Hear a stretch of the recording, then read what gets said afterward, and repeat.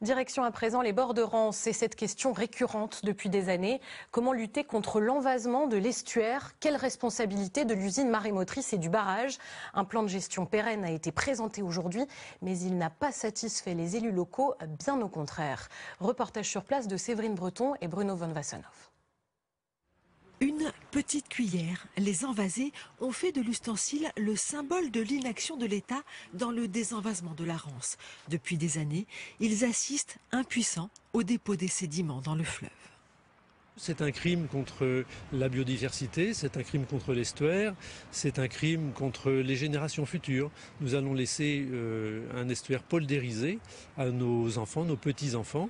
Tout a commencé à l'arrivée du barrage de la Rance. Pour produire de l'électricité, l'homme a modifié le fonctionnement des marées et petit à petit, la vase s'est installée. EDF est un État dans l'État. EDF, sur l'estuaire de la Rance, fait la pluie et le beau temps. Et tant qu'EDF n'aura pas dit oui, l'État dira non. Et aujourd'hui, l'État a dit encore une fois « attendez ». Un plan pérenne de gestion des sédiments de la Rance devait être présenté. Ce sera finalement un plan transitoire.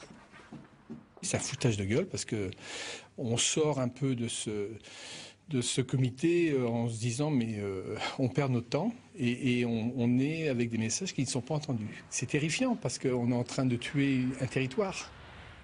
Les pouvoirs publics projettent d'extraire 320 000 mètres cubes de sédiments dans les 5 prochaines années. Pour les élus, le compte n'y est pas.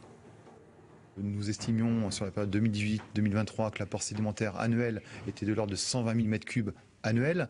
Donc vous imaginez bien que 320 000 mètres cubes sur 5 ans, on est à moins de 60 000, on est à 60 000 mètres cubes. On ne sera absolument pas déjà au niveau de ce qui rentre chaque année et on ne touche même pas au stock des millions de mètres cubes qui sont accumulés depuis plusieurs années.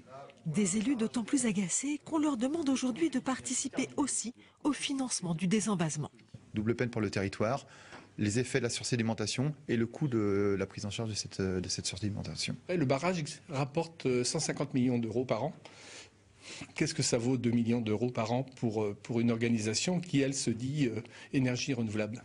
Les élus demandent donc que l'électricité du barrage soit achetée au tarif énergie verte, un prix plus élevé pour financer l'extraction des sédiments et cesser de désenvaser à la petite cuillère.